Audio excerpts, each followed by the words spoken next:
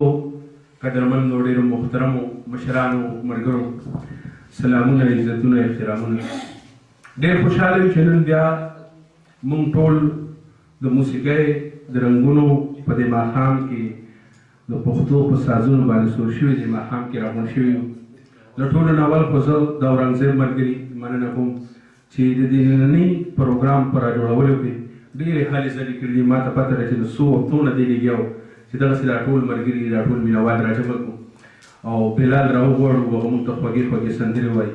خو هر څوک دا وه خو د اسلام خان د هغه د وروڼو د تعاون د مرستې همیشه یې د پښتو او پښتونولۍ کم میدان چې جوړ شوی دی د ټولو نه مخکې پکې ولاړ یي.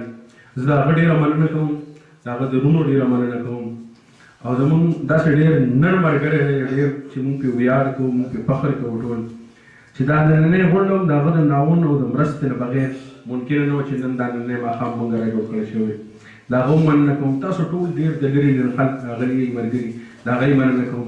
عابد صاحب سره د خپلو ملګرو د ملکڼ نه راغلی دی، فضل شوخان عابد صاحب د دې دور د پښتو ژبې ډېر لوی شاعر دی.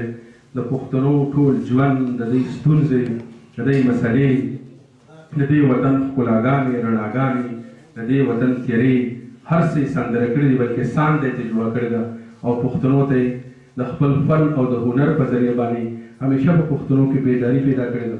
هغه ته هم په خیرانې وایو، هغه هم مننه کوو چې په خپل راتګ یې دې پروګرام ته درناوی او عزت رابخلی دی. او زلمی سندرغاړی زمونږ ګران بلال جان چې مستقبل ورته سترګې په لار دی، ډېر ښه هنرمند دی، ډېر ښه اواز لري په سازونو په راګونو په دې ټولو څیزونو باندې پوه دی.